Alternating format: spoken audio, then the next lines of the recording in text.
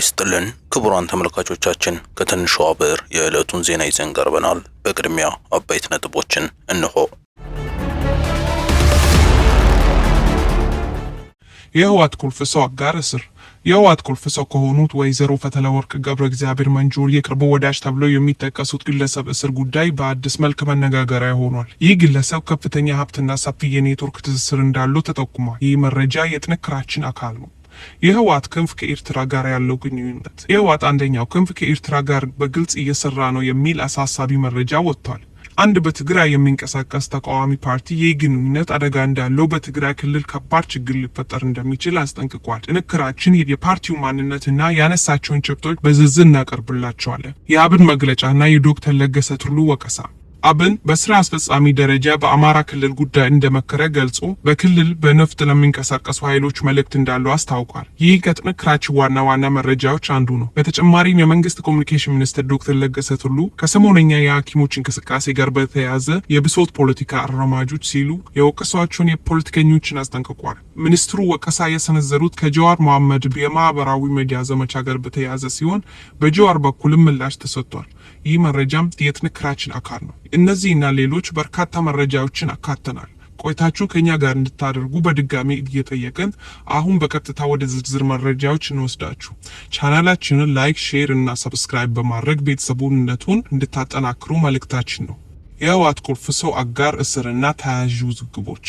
በቅርቡ የወይዘሮ ፈትለወርቅ ገብረ እግዚአብሔር መንጆር የቅርብ ወዳጅ ተብለው የሚጠቀሱት አቶ ኃይለ ሊባኖስ መታሰራቸው በኢትዮጵያ የፖለቲካ መድረክ ላይ አዲስ ውይይቶችን እያስነሳ ነው።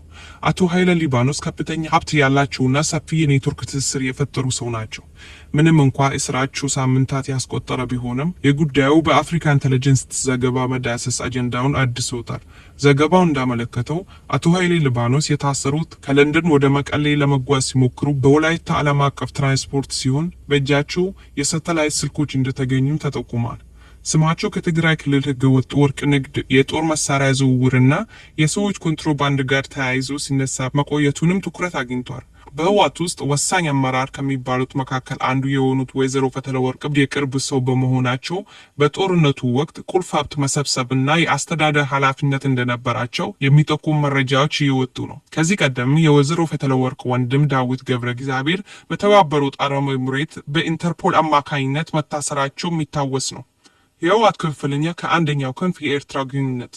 በትግራይ ክልል የሚንቀሳቀሰው የትግራይ ነጻነት ፓርቲ አስደንጋጭ መግለጫ አውጥቷል። የህወሓት አንደኛው ክንፍ በግልጽ ከኤርትራ መንግስት ጋር እየሰራ መሆኑን ገልጿል። ይህ ግንኙነት በትግራይ ከባድ ችግር ሊፈጥር የሚችል አደጋ እንደሆነም ፓርቲው አስጠንቅቋል። ህወሓት በምርጫ ቦርድ ከተሰረዘ በኋላም ከኤርትራ ጋር እየሰራ ነው የሚሉ ክሶች ሲወጡ ቆይተዋል። በቅርብ የደብረጽዮን ቡድን ደጋፊ የሆነው ጋዜጠኛ ስቴሊን አስመራ ላይ መታየቱ ይህንን ግምገማ አጠናክሯል። ምንም እንኳ በጀነራል ታደሰ የሚመራው ጊዜያዊ አስተዳደር አግባብ ያልሆነ ግንኙነቶች እንዲቆም ቢያስጠነቅቅም ከኤርትራ ጋር የሚሰራው የህወሓት ክንፍ ድርጊቱን እንደገፋበት የትግራይ ነጻነት ፓርቲ ትናንት ለመገናኛ ብዙሃን በሰጠው መግለጫ አስታውቋል። ፓርቲው ህወሓት ለሁለት እንደተከፈለና አንደኛው ወገን ከአዲስ አበባ ጋር ሌላኛው ወገን ደግሞ ከኤርትራ ጋር እየሰራ መሆኑን ገልጿል። ይህ ክፍፍልና አካሄድ ለትግራይ ህዝብ እጅግ አደገኛ ውጤት ሊያስከትል እንደሚችል አስጠንቅቆ ህወሓት በምርጫ ቦርድ መሰረዙ ትክክለኛ ውሳኔ ነው ብሏል። የፓርቲው መሪዎች ሁለት ክንፎች የሚያደርጉት ተቃራኒ ጥረት አደገኛ እንደሆነ ገልጸው የኢትዮጵያ ፌዴራል መንግስት የፕሪቶሪያ ስምምነት በሙሉ ሊተገበር ይገባል ብሏል።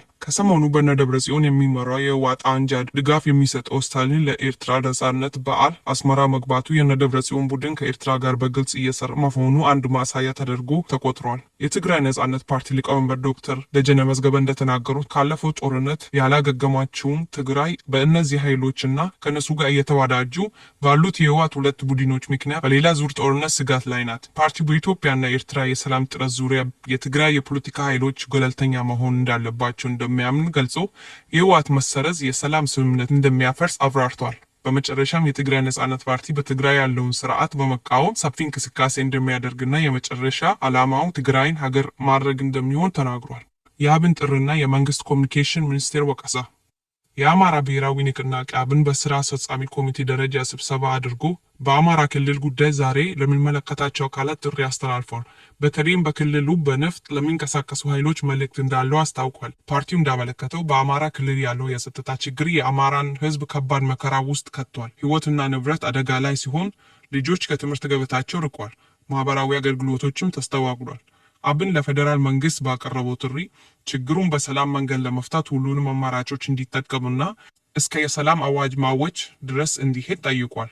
በተጨማሪም በክልሉ በትጥቅ የሚንቀሳቀሱ ኃይሎች ህዝባችን መሸከም ከሚችለው በላይ ስቃይ ላይ በመሆኑ ወደ ፖለቲካ ድርድር እንዲመጡ አሳስቧል። በሌላ ዜና ደግሞ የመንግስት ኮሚኒኬሽን ሚኒስትር ዶክተር ለገሰ ቱሉ ከሰሞንኛው የሐኪሞች እንቅስቃሴ ጋር በተያያዘ የብሶት የፖለቲካ አራማጆች ሲሉ የወቀሷቸውን የፖለቲከኞችን አስጠንቅቋል። ሚኒስትሩ ወቀሳ የሰነዘሩት ከነጀዋር መሐመድ ማህበራዊ ሚዲያ ዘመቻ ጋር በተያያዘ የብሶት ፖለቲከኞች ቁልፍ ፍላጎታቸው ከሀሳብ ይልቅ ስሜትን፣ ከምክንያታዊ ይልቅ ብሶትን በመመገብ መንግስትን በአጭር ጊዜ ጩኸት እንዲጠመድ ማድረግ ነው ብሏል። የጤና ባለሙያዎች ጥያቄ መሰረት በማድረግ ሰሞኑን የሚደረገው መጋት የዘው መግለጫ እንደሆነም ጠቁሟል።